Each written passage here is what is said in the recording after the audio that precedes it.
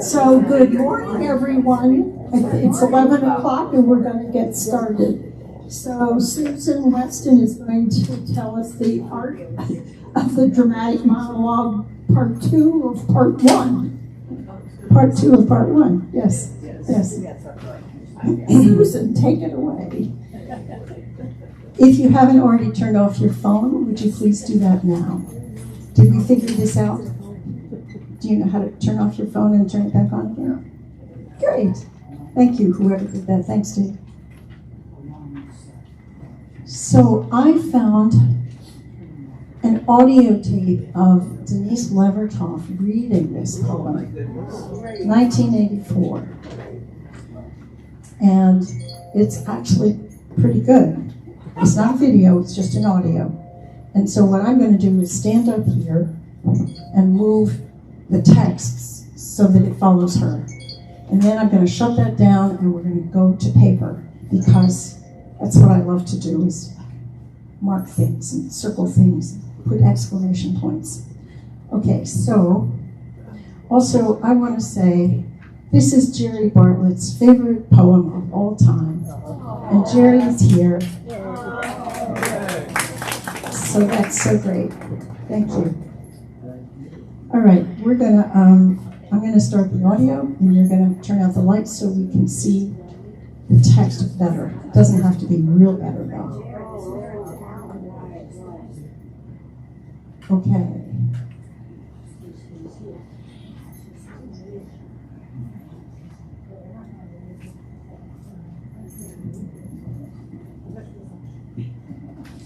There's a bunch of stuff at the beginning that I can't get past. It just keeps flipping back. I think that's because it's a much older technology. Jim, can you hear me okay? Can you hear me okay?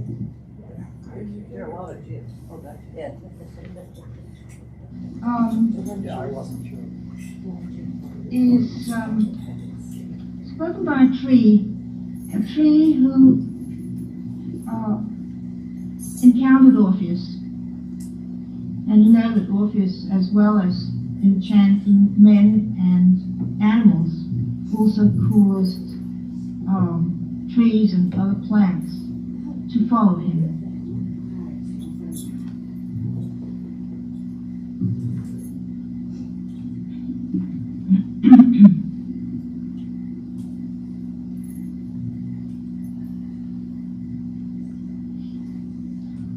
White dawn, stillness. When the rippling began, I took it for sea wind coming to our valley with rumors of salt, of treeless horizons. But the white fog didn't stir. The leaves of my brothers remained outstretched, unmoving.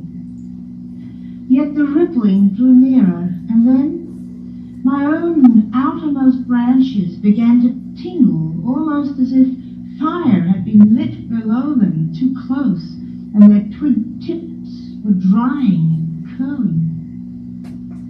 Yet I was not afraid, only deeply alert. I was the first to see him, for I grew out on the pasture slope beyond the forest. He was a man, it seemed. The two moving stems, the short trunk, the two arm branches, flexible, each with 5 leafless twigs at their ends, and the head that's crowned by brown or gold grass, bearing a face not like the beaked face of a bird, more like a flower's. He carried a burden made of some cut branch bent while it was green, strands of a vine tight stretched across it.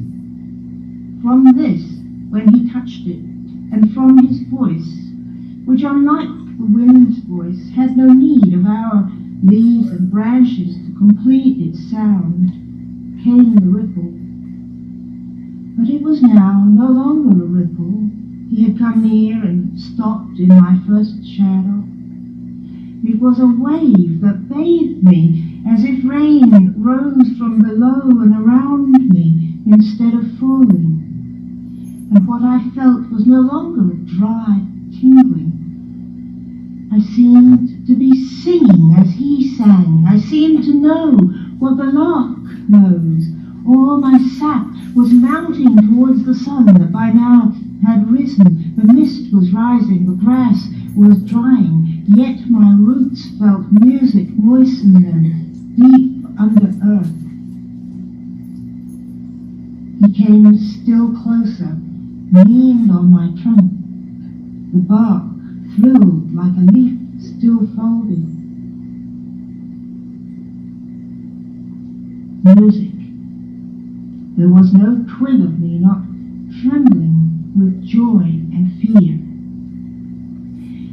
Then as he sang, it was no longer sounds only that made the music.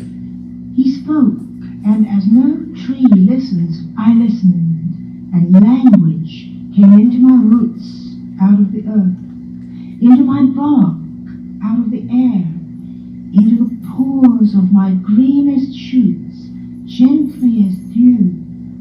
And there was no word he sang, but I knew its meaning.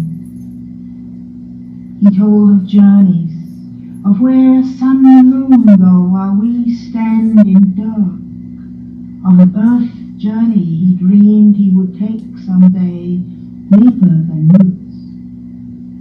He told of the dreams of man, wars, passions, griefs, and I, a tree, understood words. It seemed my thick bark would split like a sapling's that grew too fast in the spring when a late frost wounds it. Fire, he sang, the trees fear, and I, a tree, rejoiced in its flames. New buds broke forth from me, though it was full summer. As though his lyre, now I knew its name, were both frost and fire, its chords flamed up to the crown of me. I was seed again. I was fern in the swamp. I was cold. And at the heart of my wood, so close I was to becoming man or god, there was a kind of silence, a kind of sickness, something akin to what men call boredom, something, a poem descending a scale, a stream over stones, that gives to a candle a coldness in the midst of its burning, he said. It was then, when in the blaze of his power that reached me and changed me, I thought I should fall my length, that the singer began to leave me, slowly moved from my noon shadow to open light, words leaping and dancing over his shoulders back to me, rivery sweep of lyre tones becoming slowly again ripple. And I, in terror, but not in doubt of what I must do, in anguish, in haste, wrenched from the earth root after root, the soil heaving and cracking, the moss tearing asunder, and behind me the others, my brothers, forgotten since dawn. In the forest they too had heard, and were pulling their roots in pain out of 1,000 years' layers of dead leaves, rolling the rocks away, breaking themselves out of their depths.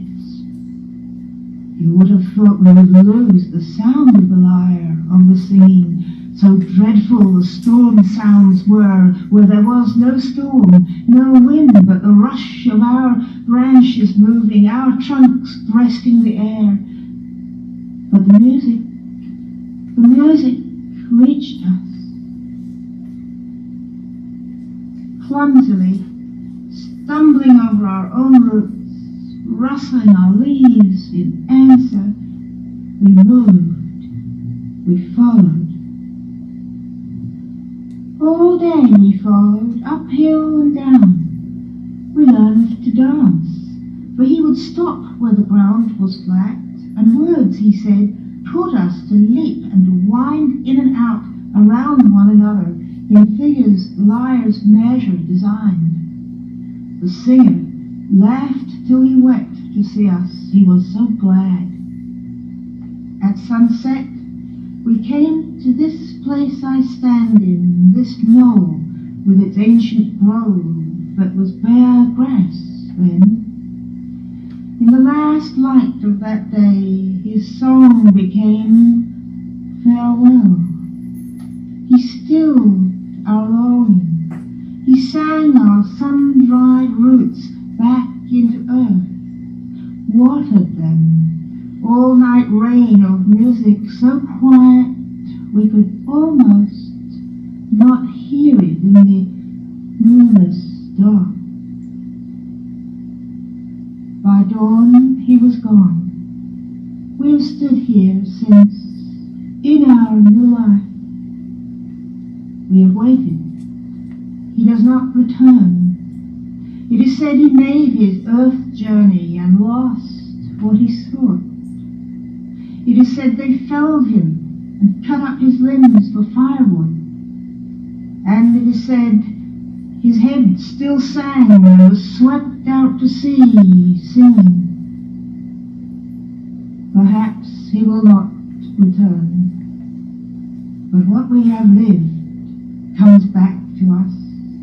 We see more, we feel as our rings increase, something that lifts our branches, that stretches our furthest leaf tips further. The wind, the birds do not sound poorer but clearer, recalling our agony and the way we dance. The music.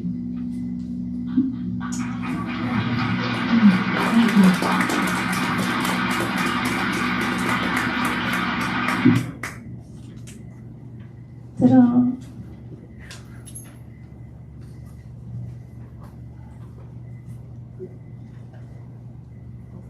Did I hear a question?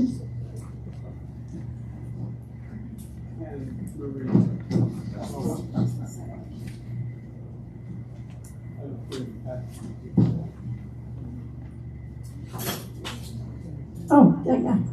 Anybody else need a copy of the poem? It's a long poem.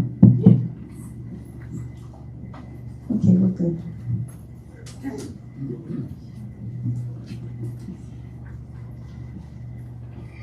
I'm going to put that up. Is that okay? I'm going to put that up. Can you shake your mic? What? Your mic Just a little bit more. Is that better? It's the plosives. That's much better, isn't it? Not much. Not much? More? It's banging. How's that? Yeah. Peter.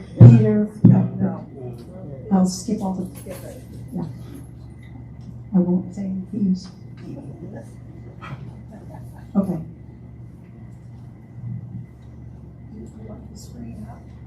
Yes, that's what I wanted to do, and I forgot because I got involved with my plosives.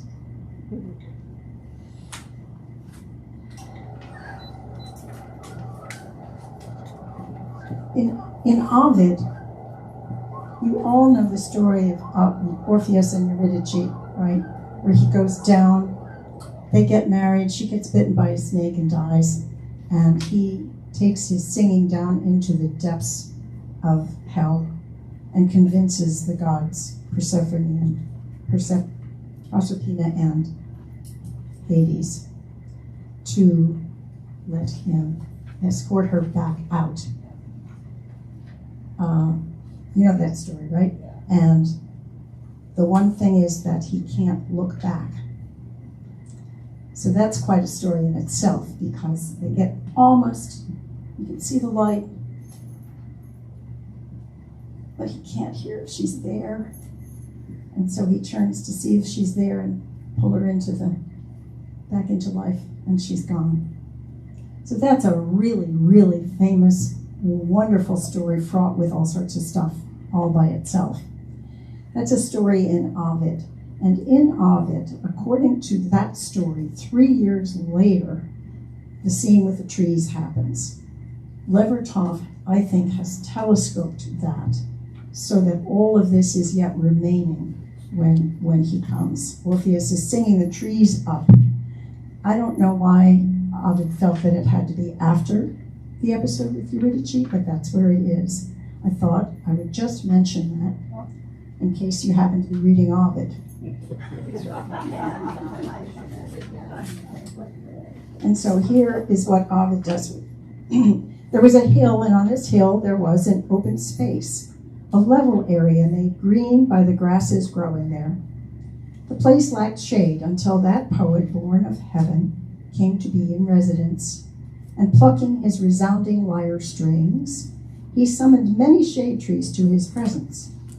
The oak tree sacred to great Jupiter, a grove of poplars, and the Italian oak, and he goes on and on and on for 20 lines, tree after tree after tree. And so one of the things that strikes me about this poem is the incredible imagination of a poet skipping all of that stuff that makes me shut the book. She says, imagine what would that have been like for a tree to get yanked up, to yank itself up in order to follow the music. So I think it's a real act of incredible imagination. And so, on that note, I did stick a bunch of numbers in so we can follow what we're doing. And that's not what she did. So those are Susan's numbers. And when I taught this poem a few years ago, one of the things I did using the page up there was to have a white page. And then I typed in, so everybody take a deep breath.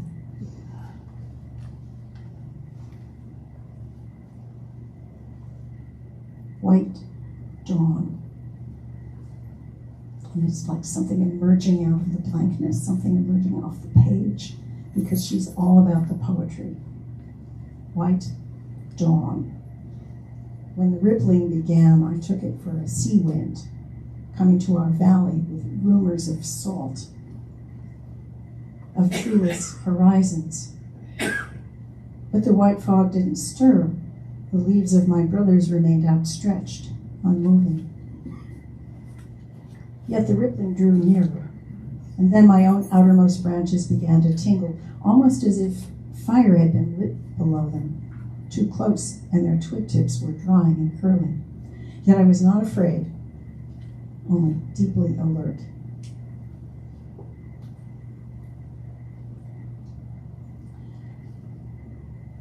Mystery. Don't know what is this? What is this? I don't know what it is. I was the first to see him, for I grew out on the pasture slope beyond the forest. He was a man, it seemed. The two moving stems, the short trunk, the two arm branches, flexible, each with 5 leafless twigs at their ends, and the head that's crowned by brown or gold grass, bearing a face not like the big face of a bird, more like a flower's, which is to say, flattened. You'll love it. It's just a great description. If you're a tree, this is what a man looks like. He carried a burden made of some cut branch bent while it was green. He knows all about how to handle wood. Strands of a vine tight stretched across it. From this, when he touched it, and from his voice, which unlike the wind's voice had no need of our leaves and branches to complete its sound, came the ripple. So the tree knows sound as the wind moving through its branches and its leaves. But this is something completely different. It's his voice making things move and ripple. But it was now no longer a ripple. He had come near and stopped in my first shadow. It was a wave that bathed me, as if rain rose from below and around me instead of falling. Wow. I'm going to read that again. But it was now no longer a ripple. He had come near and stopped in my first shadow. It was a wave that bathed me, as if rain rose from below and around me instead of falling. And what I felt was no longer a dry tingling. I seemed to be singing as he sang. I seemed to know what the lark knows. What the lark knows is the sky. Of singing lark.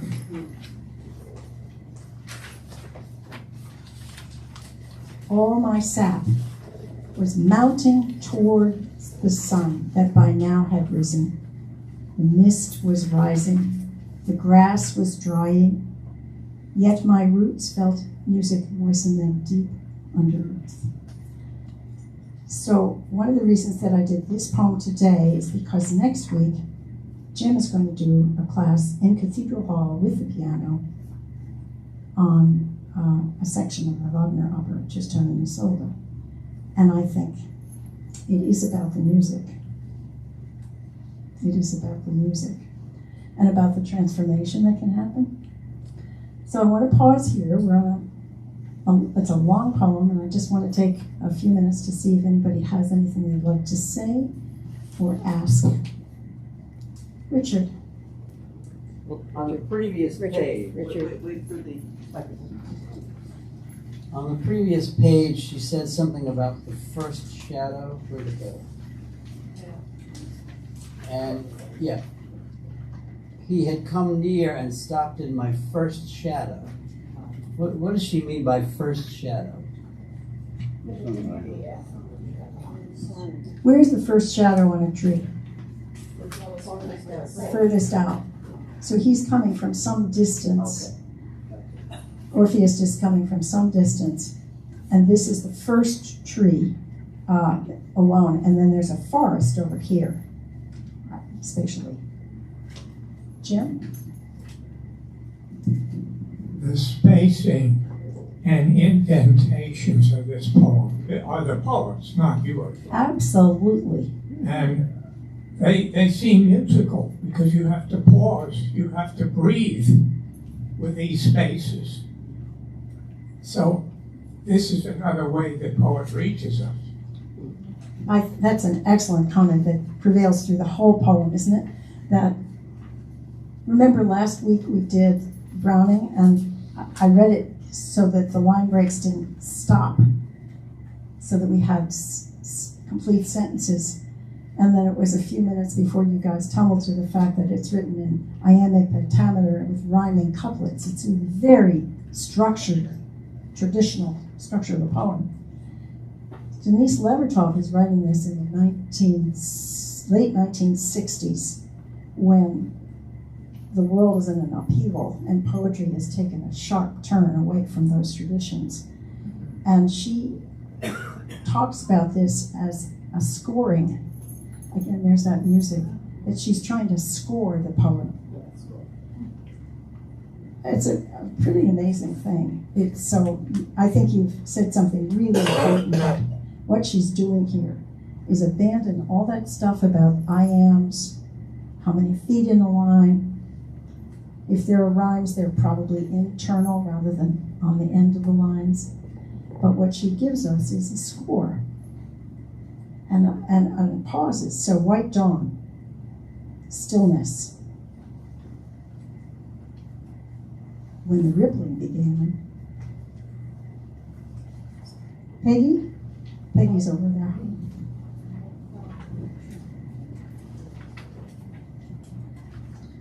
What's interesting to me is the view of trees, particularly since in the Bible you have references to trees clapping their hands in joy and responding emotionally in lots of psalms.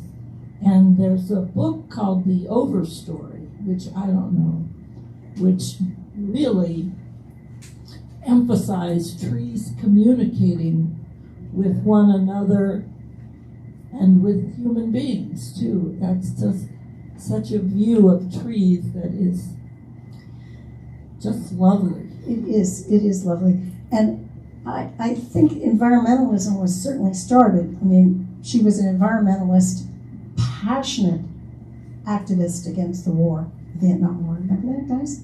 Remember? Oh. And so there's the environmental aspect of it, but I don't think we knew that about trees in the 60s, did we? I think this is a pretty new sense. But yet, her imagination seems to have captured something that we feel is not only true, but factual. Yeah. I saw him. Dave?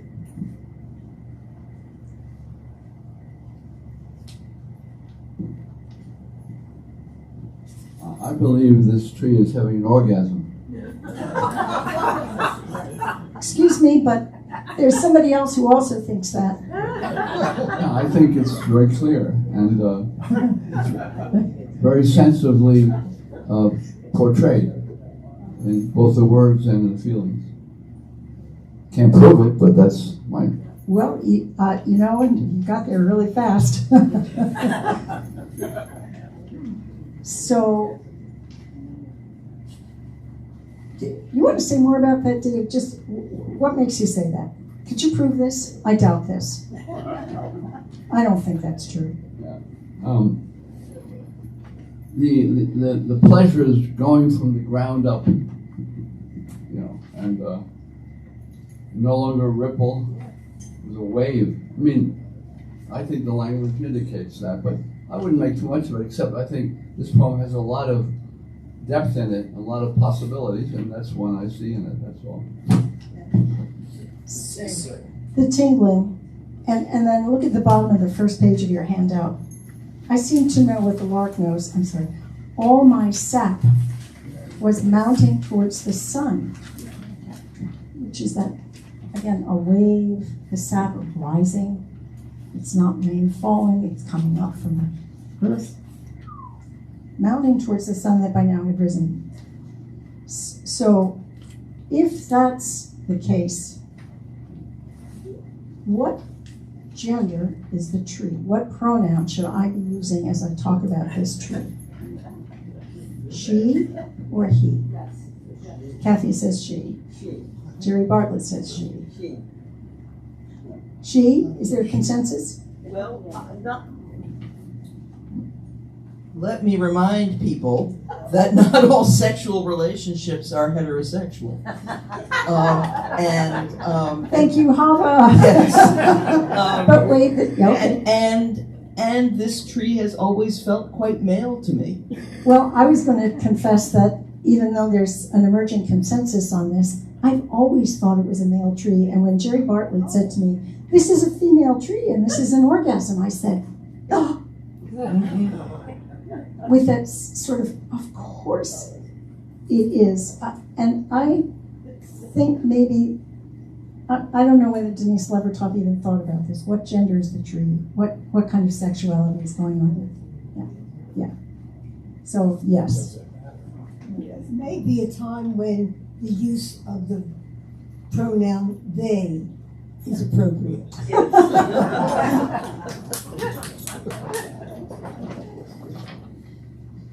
Okay. Where were we? Trembling without fear, with joy and fear of the end. I was seed again. I was firm in the swamp. Oh, I love that part. 71 at the bottom of page 2. Well, fire, he sang, that trees fear.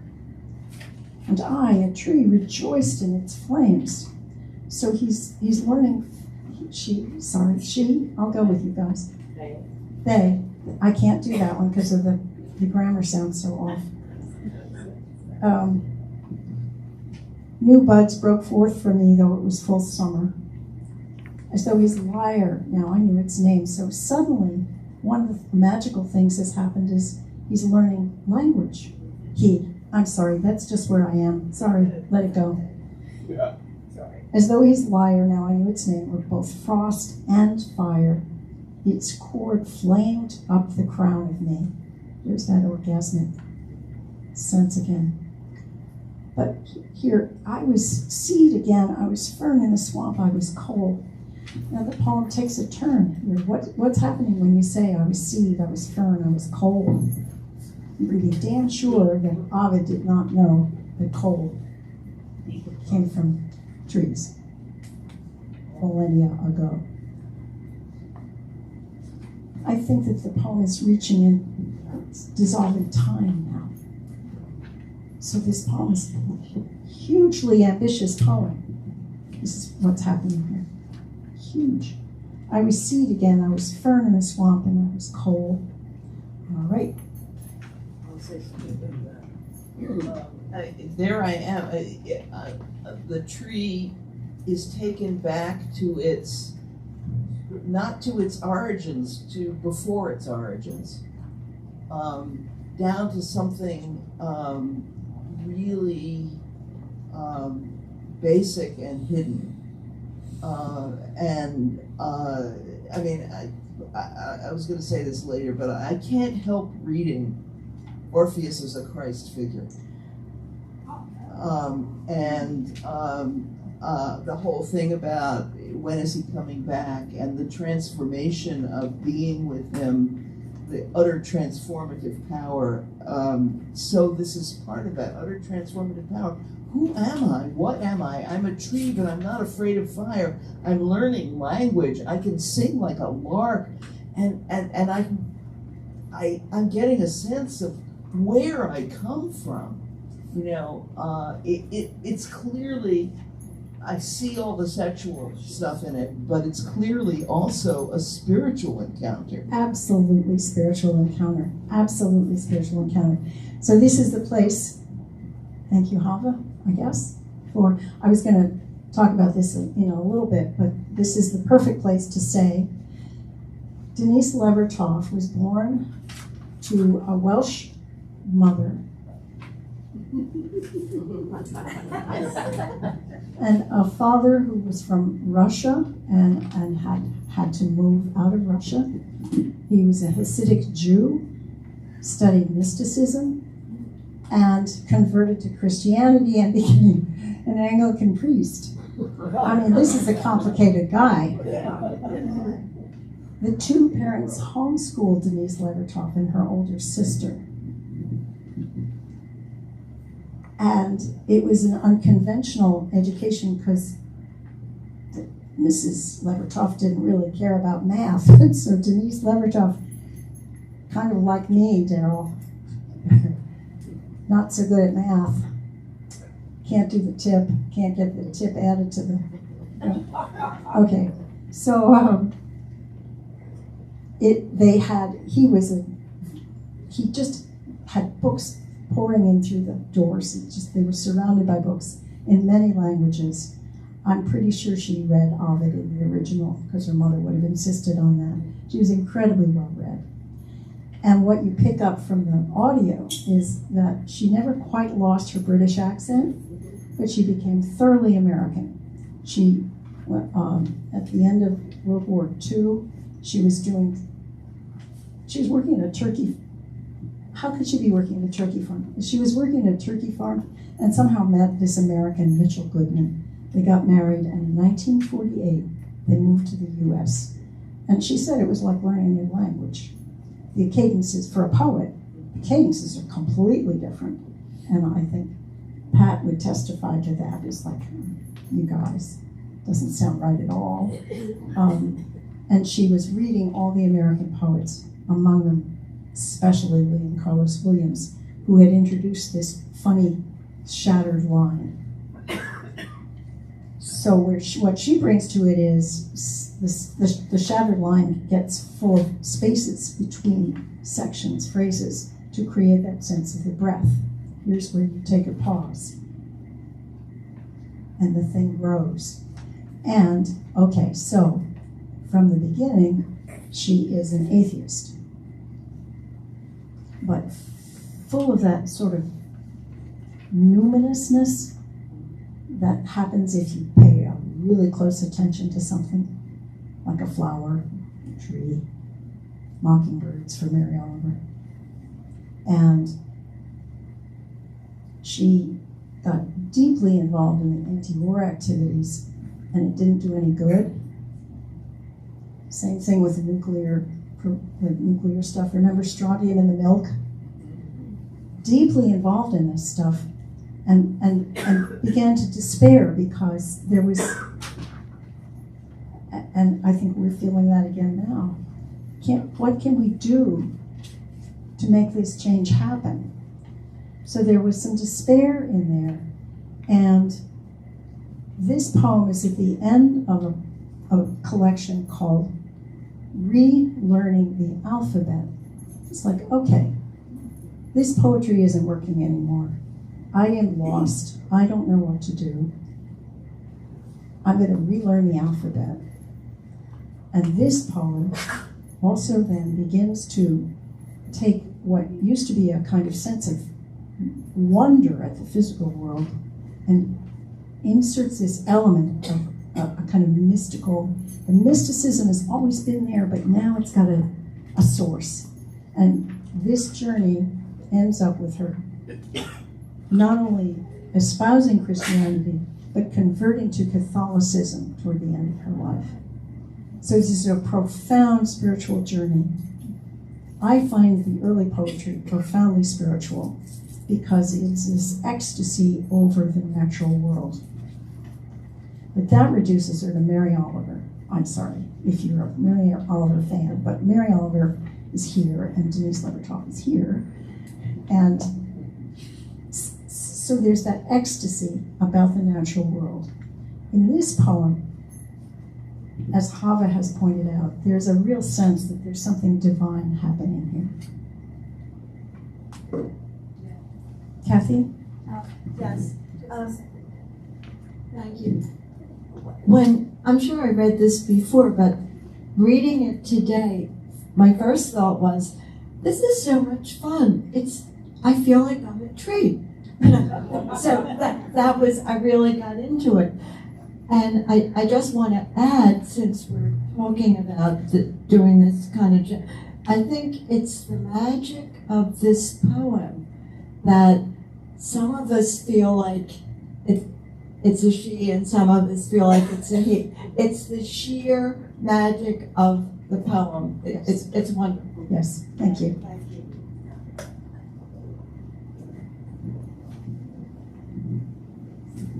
I might be off the wall, but I felt that the tree was telepathic. And the poem shows us the burden, if you are a telepath, the emotional burden of that is overwhelming. The feeling in this was so strong. Yes. And if the tree is telepathic, we're not ready. We're not ready to be telepathic. Strangely, that's what came to me. The tree was picking up all this stuff. Are we able to handle it? Because of the music. Well, yes. But even after the music is gone and silenced, something abides. But what we have lived comes back to us. We see more. We feel, as our rings increase, something that lifts our branches, that stretches our furthest leaf tips further. The wind, the birds do not sound poorer but clearer, recalling our agony and the way we danced. Gosh, I just think this is a great poem. The music.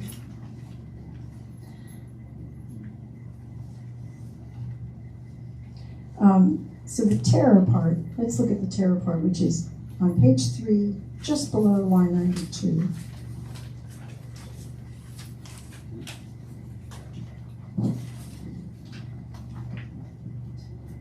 And I, in terror, but not in doubt of what I must do, in anguish, in haste, wrenched from the earth root after root, the soil heaving and cracking, the moss tearing asunder, and behind me the others, my brothers, forgotten since dawn. So you remember that Ovid is talking about a lot of trees, not just one. In the forest they too had heard, and were pulling their roots in pain out of 1,000 years, layers of dead leaves, rolling the rocks away. And there, if you've said on a first or second reading of this poem, there's some hints of the resurrection here. Well, there it is. And once you have that sort of thought about it, it seems like this line is nailing it. Rolling the rocks away, breaking themselves out of their depths. This is a tough thing for a big tree to do, pull itself up by the roots in order to follow some guy with a lyre. And it's very noisy, so you would have thought we would lose the sound of the lyre or the singing. So dreadful the storm sounds were where there was no storm. No wind but the rush of our branches moving, our trunks breasting the air. But then the music reached us. Clumsily stumbling over our own roots, rustling our leaves. In answer, we moved, we followed. And so, and I love this, that we learned to dance. For he would stop where the ground was flat. And words, he said, taught us to leap and to wind in and out, around one another. In figures, the lyres measured, designed. Judy Morgan does the folk dancing, Judy Richard. The lyres measured, designed. You have to dance to the music.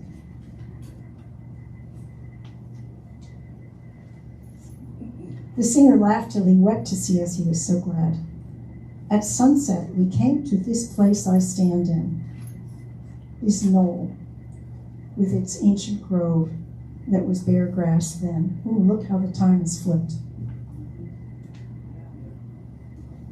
So they came to a place that was bare grass, and now it's an ancient grove.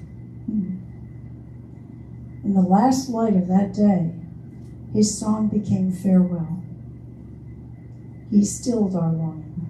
He sang our sun-dried roots back into earth, watered them with what? All night rain of music, so quiet we could almost not hear it in the moonless dark. Feel the stillness. By dawn, he was gone. We have stood here since in our new life. We have waited. He does not return. It is said he made his earth journey and lost what he sought. What do you think that might be? Eurydice? Does it wobble at all with meanings past that? Or do you think that's what it is? Does it want more? No. It is said he made his earth journey and lost what he sought. So, again, to pursue the Christ analogy, Jesus made his earth journey, and did he lose what he sought? Well, he lost his life. He, although was resurrected, and but he didn't perhaps. I mean, it was a tragic story in a way. I mean, he made an earth journey. The earth has not been transformed since then. Nice. Yeah. So the Ovid story is, again, this is 3 years after he's lost Eurydice, and he goes wandering the earth in despondency, despair, and refuses to be with women. And there's a crowd of maenads that gets really mad about this, and terrible what? And they literally tear him up. They cut up his limbs for firewood. So there's a sacrificial quality to this. This man is being sacrificed, this God. He's a mortal born of, what's her name? Oh my goodness. Calliope. The goddess Calliope. And it is said, now this is not a direct experience anymore. The tree is no longer experiencing it, except it's knowing stuff that's being conveyed to it, him, it, her. And it is said his head still sang and was swept out to sea singing. That's direct from Ovid. Perhaps he will not return. But what we have lived comes back to us. We see more. We feel as our wings increase, something that lifts our branches, that stretches our furthest leaf tips further. The wind, the birds do not sound poorer but clearer, recalling our agony and the way we danced. The music. Okay, we have a few minutes left if anybody would like to say anything more. Questions, comments?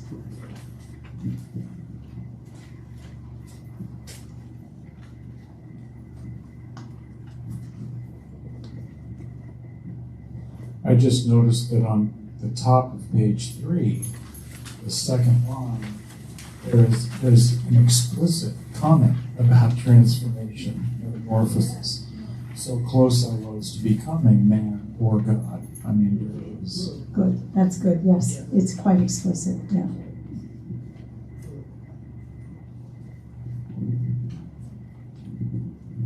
Again, this is quite presumptuous. I see a Christian, beginning of line 140, it's page 4. He does not return, and Christianity, a big part of the Christian confession is that Jesus will return, he'll come back. So I couldn't help but think that this was a reference to Jesus, or could be. And the cross and the firewood and even the singing. I just thought that it was more than just Ovid, that there is a Christian thing embedded in here. Yes. Lurking, really.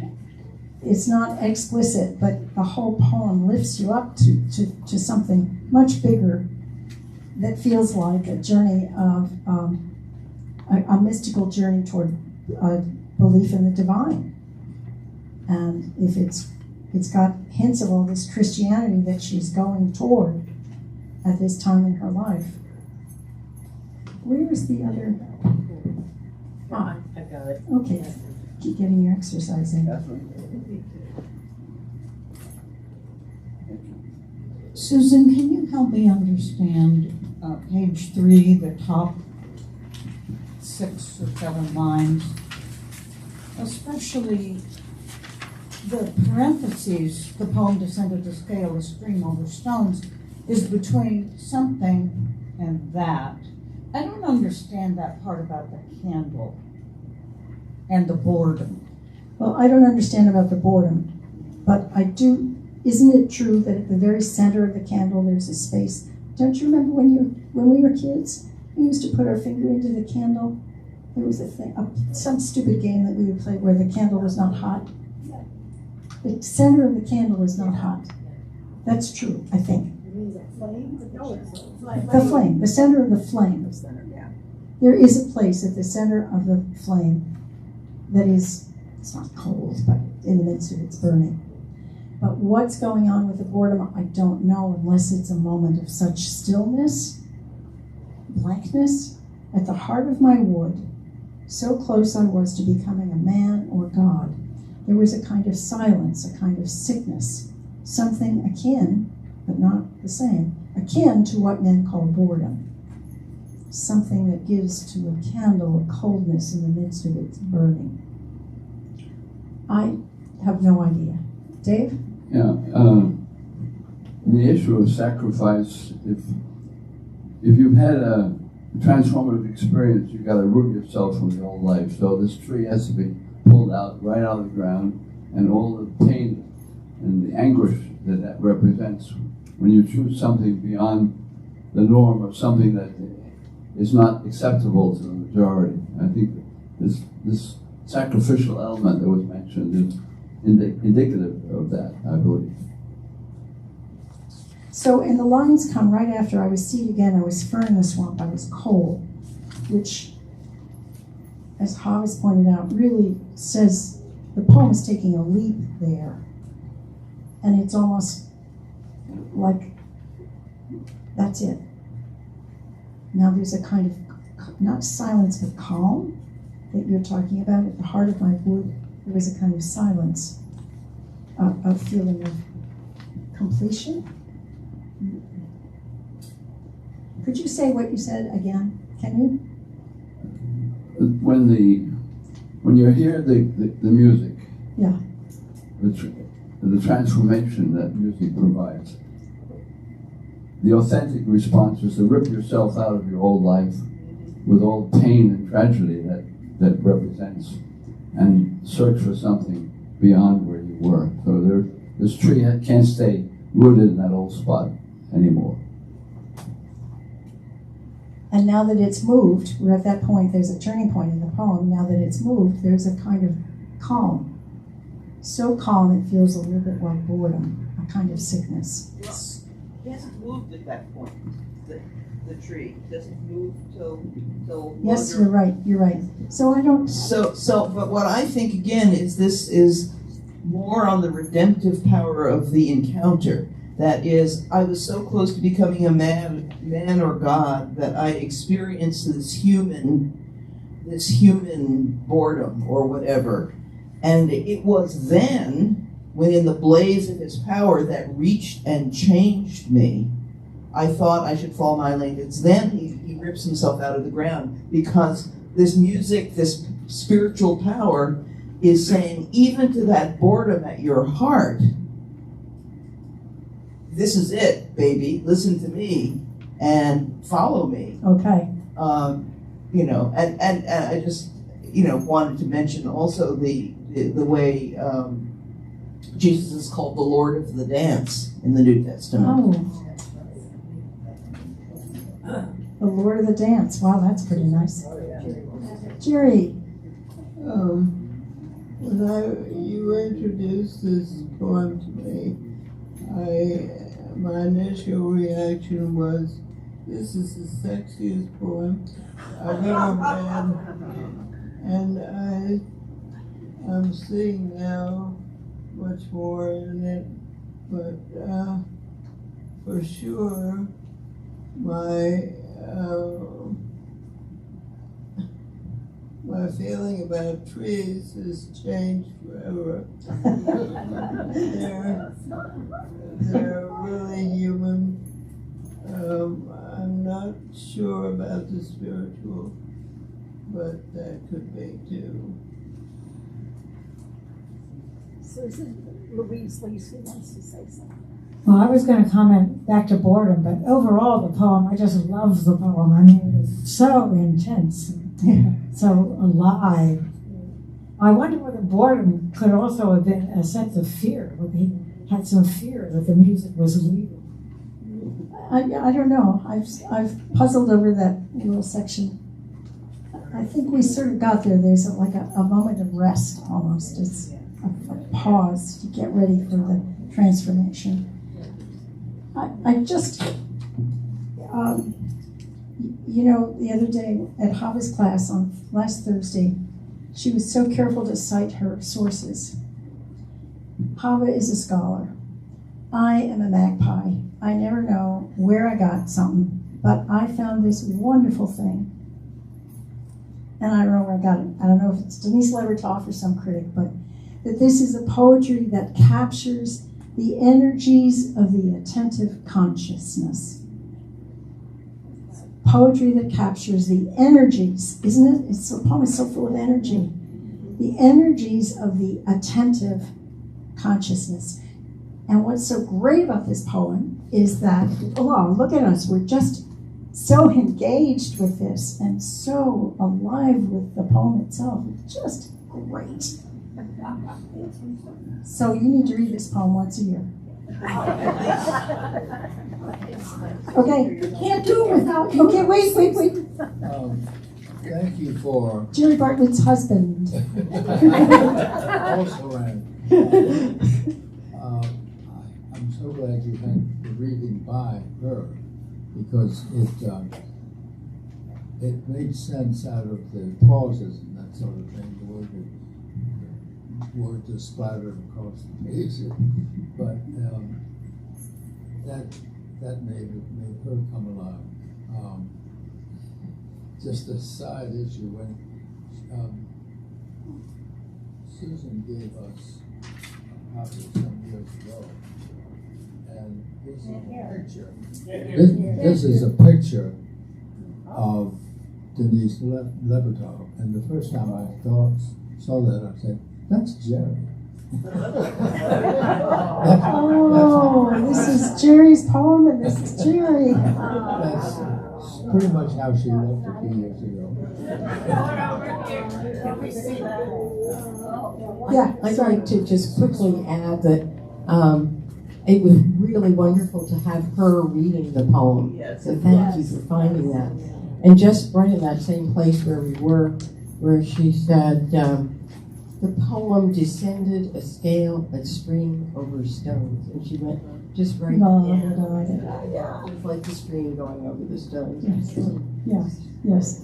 It was a lucky find. Yeah. Okay, Tuesday in Cathedral Hall, Jen Davis is going to do the same thing to Wagner that we just did to Denise Levertov. Is that fair? Discovering a lot of overlaps. Okay. Thank you.